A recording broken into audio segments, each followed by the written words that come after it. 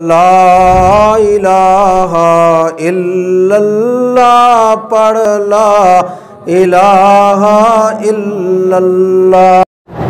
نورانی صاحب تھے نا، احمد شاہ نورانی، بہت بڑا عالم تھا، بریلوی حضرات کا، بڑا سیاسی لیڈر بھی تھا اور بڑا خطیب بھی تھا، بڑا مقرر بھی تھا، قرآن بھی بڑا خوبصورت پڑھتا تھا۔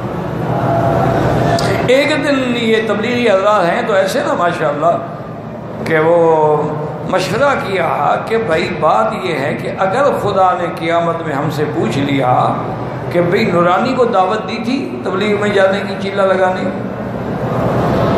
تو ہم کیا کہیں؟ انہوں نے کہا پھر کیا کریں جناب؟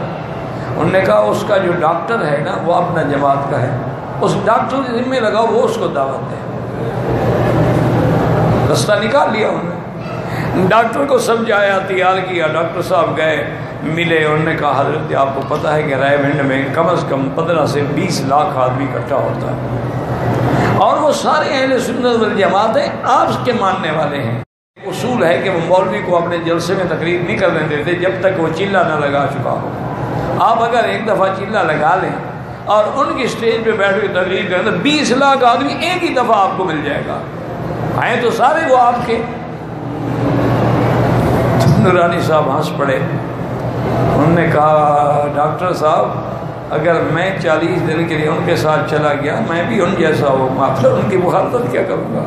یہ تو لوت کی پٹی ہے، جس درخت پہ ڈال دو درخت کو کھا جاتی ہے۔ یہ تو ایسی جماعت ہے کہ اگر میں بھی ان کے ساتھ چلا جاؤں نا 40 دن کے بعد میں بھی ان جیسا ہو جاؤں گا، تو پھر ان کو میں تقریر کیسے کروں گا ان کے خلاف؟